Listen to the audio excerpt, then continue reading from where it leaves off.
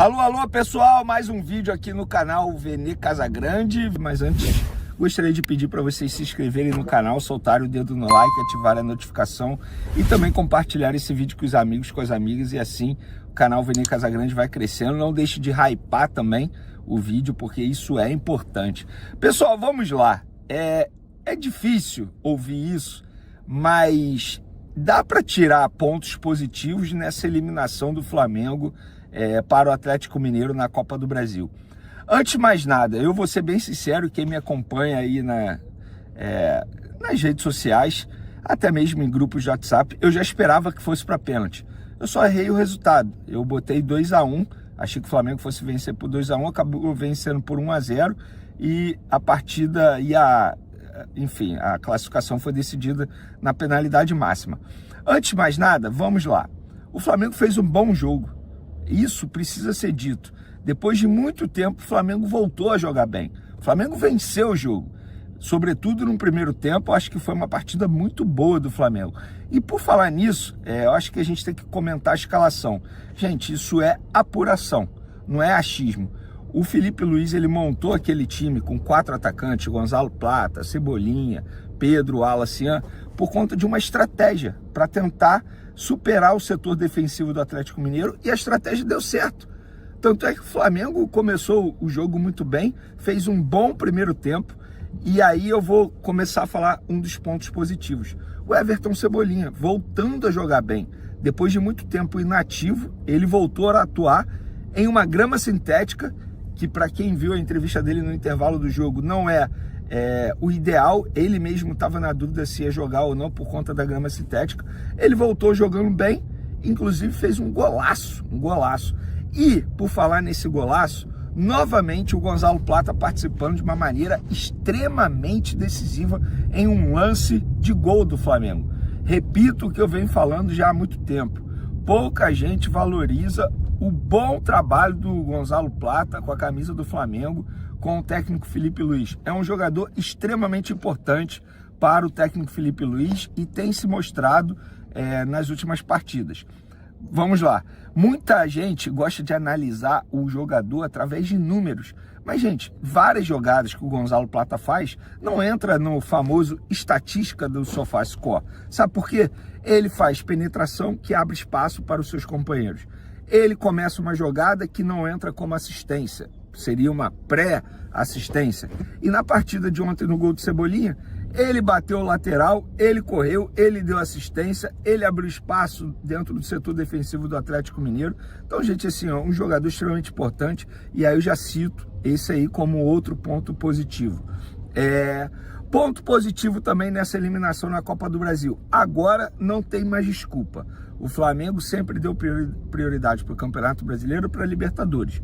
Agora não tem mais desculpa. Se é para ser eliminado de algo, que seja na Copa do Brasil, e foi na Copa do Brasil.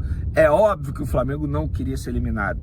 É óbvio, todo mundo sabia disso. O Flamengo jogou para se classificar.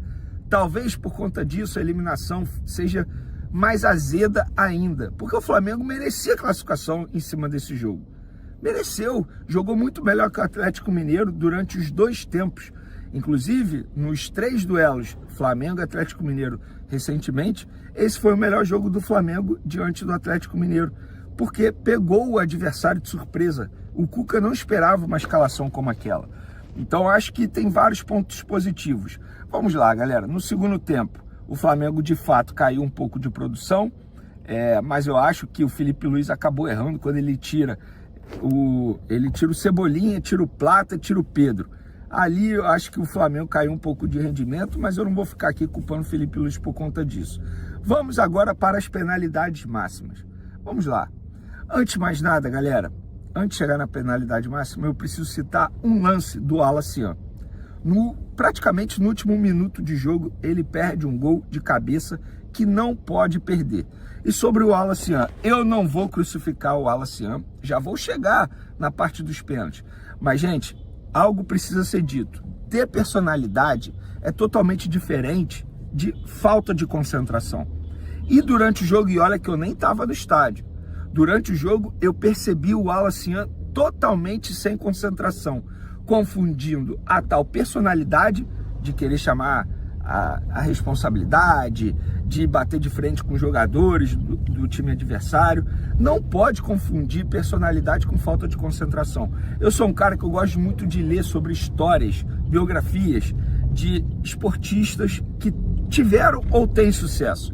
Recentemente eu li um livro do Rickson Gracie, um cara que foi campeão de tudo aí no jiu-jitsu, um cara que tem uma história linda no jiu-jitsu. E na parte desse livro ele fala sobre muito o lado mental, que a primeira luta dele ele ganhou, mas ele não estava satisfeito por conta do mental dele, e ele buscou evoluir isso, porque não adianta você ter muita vontade, muita personalidade, e se você não tiver a concentração. E é isso que ele cita. Eu acho que é exatamente o que precisa o Wallace Young. O Wallace Young tem muita personalidade, ele não tem que perder essa personalidade, pelo contrário, tem que continuar, o estilo de jogo dele é esse, mas precisa ter mais foco, mais concentração. E aí, agora vamos para os pênaltis. Vamos lá. A pergunta que fica é: quem definiu que o Wallace Young tinha que bater o quinto e último pênalti do Flamengo, o decisivo?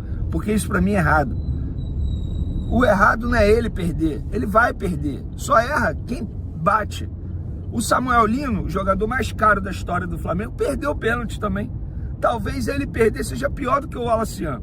Só que a questão do Wallace Young é: quem decidiu que ele iria bater o quinto e último pênalti? Ah, mas não tinha ninguém? Claro que tinha. Tinha o Léo Ortiz, que é o camisa 10 da zaga, bate pênalti. Tinha o Ayrton Lucas, para quem não sabe, Ayrton Lucas sabe bater pênalti muito bem. Ah, o Léo Pereira tava com o tornozelo. Gente, poderia bater.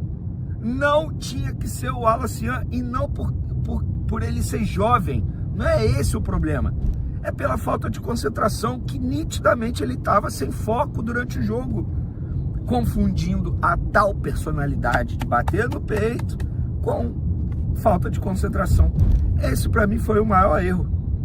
Dito isso, galera, o Flamengo está eliminado na Copa do Brasil, vida que segue.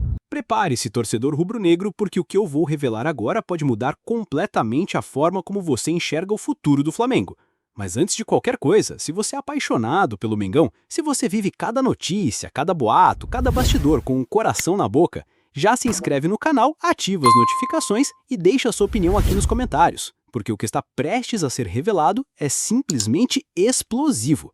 E eu não estou falando de qualquer especulação rasa, eu estou falando de algo que mexe diretamente com o planejamento do clube, com o destino do elenco e, principalmente, com o sonho de conquistar tudo em 2025. É o tipo de informação que, quando você souber, vai entender por que os bastidores da Gávea estão em ebulição. Imagine por um momento que, em meio à reta final do primeiro turno do Brasileirão, com o Flamengo liderando e sonhando com a taça simbólica que historicamente se transforma no título real, surge uma negociação que pode sacudir o mercado internacional.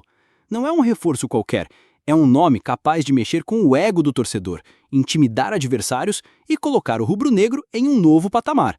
E acredite, essa história já está avançando muito mais do que a maioria imagina. Nos corredores da Gávea, o assunto é tratado com cautela, quase como se fosse um segredo de Estado. Mas a verdade é que o Flamengo recebeu uma sinalização positiva do Arsenal para a contratação de Gabriel Jesus. Sim, o atacante brasileiro, campeão da Premier League, experiente de Champions e que já foi peça fundamental no Manchester City, pode vestir o manto sagrado. Só que existe um detalhe: o preço. O Arsenal aceitou negociar, mas cravou o valor de 30 milhões de euros, quase 200 milhões de reais. Um número que, se confirmado, transformaria Gabriel Jesus na contratação mais cara da história do futebol brasileiro. E aqui começa o verdadeiro jogo nos bastidores. O Flamengo sabe que pagar esse valor à vista é praticamente impossível dentro da realidade financeira atual, mas também sabe que, se não agir rápido, outros clubes vão atropelar. Na Itália, por exemplo, a Inter de Milão já sondou a situação do jogador. No Brasil, o Palmeiras observa de perto, tentando entender se há espaço para entrar na briga. Mas é aqui que a história ganha contornos ainda mais surpreendentes. Fontes próximas da diretoria garantem que o Flamengo já teria desenhado um plano ousado para viabilizar o negócio, envolvendo parceiros comerciais e até ajustes no elenco para abrir espaço na folha salarial. Enquanto isso, o próprio Gabriel Jesus vive um momento de incerteza em Londres. A chegada de Gyökeres praticamente o empurra para fora do time titular, e o jogador já deixou claro a pessoas próximas que quer voltar a ser protagonista. O Flamengo surge como uma oportunidade única de resgatar esse protagonismo, disputar títulos de peso e, de quebra, se aproximar da torcida brasileira às vésperas de um novo ciclo de Copa do Mundo. Mas não pense que essa é a única movimentação de peso. Paralelamente, o clube acompanha de perto o caso de Anderson Talisca. O meia-atacante, que brilhou no futebol asiático e agora está no Fenerbahçe, também tem seu nome circulando na Gávea. O problema é que o Grêmio, de forma sorrateira, tenta atravessar o negócio. E aqui, torcedor, a guerra nos bastidores é tão intensa quanto dentro de campo. E, falando em campo, o Flamengo vive um momento decisivo. Depois da frustração na Copa do Brasil, o time tem a chance de ser campeão do primeiro turno do Brasileirão. Pode parecer simbólico, mas 72% dos clubes que levantaram essa taça acabaram campeões nacionais no fim do ano. A conta é simples: vencer o Mirassol no Maracanã lotado e torcer por tropeços de Palmeiras e Cruzeiro. O detalhe é que esse jogo marca a estreia de Carrascal, contratação de 12 milhões de euros que chega com a missão de dar uma ex-criatividade ao meio-campo.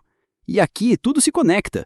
Um título simbólico no primeiro turno, a chegada de um reforço de peso como Carrascal e a possibilidade de anunciar Gabriel Jesus num momento de euforia poderiam transformar o Flamengo numa máquina quase imbatível.